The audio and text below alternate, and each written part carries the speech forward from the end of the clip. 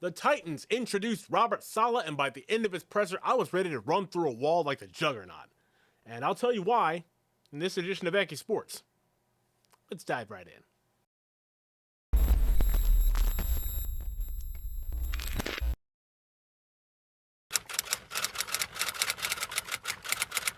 So one of my early takeaways from Robert Saleh is that he commands a room when he walks in. His presence speaks for itself. And something odd that happened right at the beginning, after his introduction, he really didn't have an opening statement, which I personally found a bit unusual. But he took his time, thanked the organizations that gave him these opportunities, thanked his family and friends, and got right into talking about his plans for the football team. And any plan for the Tennessee Titans going forward begins and ends around the development of Cam Ward.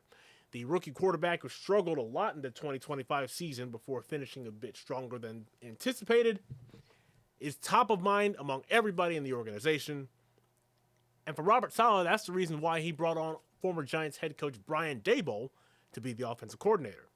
According to Saleh, based on what he learned in both the game planning for Ward and researching the Titans during the interview process, he learned that Cam Ward comes with an elite work ethic, an elite mentality, and just an elite person all the way around. His plan for himself and for Daboll is to take Cam Ward back to the beginning, take it down to the basics, and restart from moment one, helping him better prepare his body, helping him learn how to maximize the playbook, and just being a better pro off of the field. Saleh believes that Daboll is the perfect man to match up with Cam and to maximize who he is. So we're really pumped to get to work with Cam and help him get to where we all think he can be. The next big takeaway is that Robert Saleh talked a lot about developing coaches. He said the reason that he believes this is because he believes that the best way to develop the players is to help develop the coaches who develop the players. So he talked a lot about his assistant coaches must be developed too. To help players be their best, we must develop the coaches that develop the players. And he expounded on that a little bit more after this question. We've got a tremendous mixture of experience and youth. We've got some young guys that'll be on the offensive staff that we feel are on the fast track to becoming coordinators.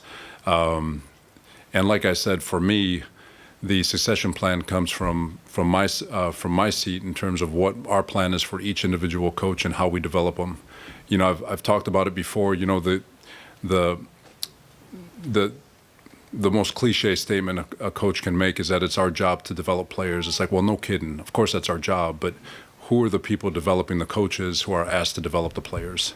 You can have a coach in the Stone Age that's developing his players, but his players never going to leave the Stone Age. So how are we keeping our coaches up to date, evolving, staying ahead of the game, so our players are constantly evolving and staying ahead of the game? So we have a program for that to make sure that our coaches are constantly evolving and pushing the envelope of what they're capable of, no different than we're going to ask our players to push the envelope of what they're capable of. So to go back to your original question, there's a plan in place. It'll kind of be revealed once we start showing off revealing our coaches. But it goes beyond the name of the coaches that are involved. It's going to go to the development that we expect them to have. Now, another observation made by many media members in attendance at the press conference is that there were a lot of Titans players in attendance who were anxious to meet their new head coach. Players like Cam Ward, to Jeffrey Simmons, to Femi Oladejo, to Kevin Winston Jr., Alec Manor, the list goes on. Several Titans players were in attendance, and he had a message for them directly. I can't wait to work with you, man. It's going to be freaking fun. We're going to get after it each day, and we're going to get better. We're going to bring a championship home, and it starts with you guys. It's very unusual to see that many players come and greet their new head coach at his introductory press conference. And it says a lot about the direction of this organization and what these players are craving from their new head coach. Finally, TennesseeTitans.com's Jim Wyatt asked Robert Saleh a very pointed question, one that Titans fans were anxious to hear Robert Saleh's answer, and they were not disappointed. When Wyatt asked about the style of play that his teams are going to exhibit on the field, there were no wasted words with the new Titans head coach. Play in and play out. We're going to play with speed. We're going to play confident. We're going to have some swag. Talk a little But I want them to show who they are, play in and play out. And like I said, the one thing that you'll notice is the speed at which we play and the violence at which we do it. If you are covering the Titans, if you are a fan of the Titans, if you are a casual observer, and you listen to Robert Saleh talk about the style with which his teams are going to play with, it's got to be music to your ears, because I know it was to me. To hear this team have an identity, to know what it's going to look like every Sunday. Can't help but get excited about that. Let's talk staff additions. Some of these are official, others have been reported. But judging from the candor from Robert Saleh and General Manager Mike Borgonzi, some of these are going to happen.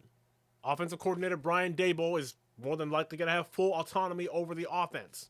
He's going to implement the offensive scheme. He's going to have autonomy with the offensive coaching staff.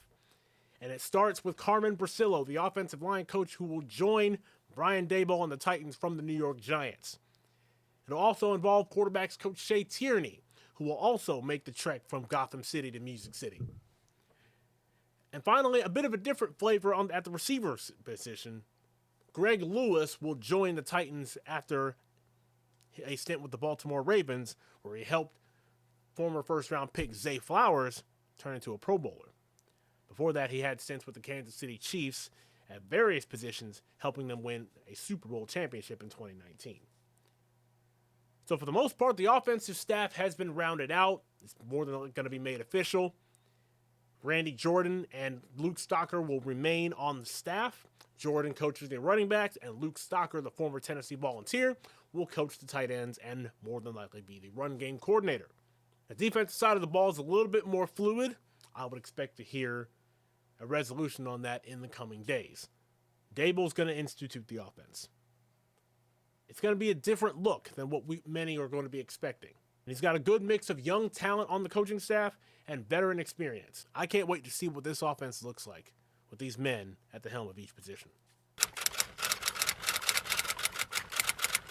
As we wrap this up, I want to talk about a big picture item that surfaced during the press conference. Mike Borgonzi was asked about the offensive plans, and without really meaning to, he let slip that, in his mind, Brian Daboll was part of the offensive plan regardless of who the coach is going to be. That was a guy that they targeted right at the beginning of the coaching process. And it tells me that the investment being made into improving this offense is significant. Significant enough that they targeted a former head coach to be the offensive coordinator weeks before they even knew who the coach was going to be. It says a lot about what they feel and how they feel about Brian Daboll and how best he can help the most important person in the organization, quarterback Cam Ward. The Associated Press's Teresa Walker asked Robert Saleh about what he learned in his time as head coach of the New York Jets. And instead of talking about what he learned, he talked about what didn't he learn, which is a unique way of talking about that particular experience. But we all know it didn't go well. And we all know that there were difficulties for everybody involved in that time period with the New York Jets. But Robert Saleh really felt that it was more about the experience as a whole and how it taught him what not to do, what to do. And while he didn't go into specifics, it's something that we can all attribute in our own lives. This is the honeymoon stage. We all understand this. This is the time of year where the good feelings and the good vibes are paramount. And we all know that there's Senior Bowl going on. There's going to be the NFL Combine, the NFL Draft, free agency. All of that stuff has to take place before we really begin to get a picture of what this first team for Robert Saleh will look like in the Music City. But make no mistake about it. When he walked into that room, you knew what this team was going to be about going forward. They have an identity. They have a direction. And for the first time in quite some time, you kind of feel confident about where they're headed. It's kind of foggy. It's not clear. You don't know where it's going to lead you. But you do know that it's going forward, away from the dysfunction of the last couple of years, and into a future that suddenly looks much brighter than it did at any point in the last 4 years. Hey, good people, thank you for making it to the end of this video.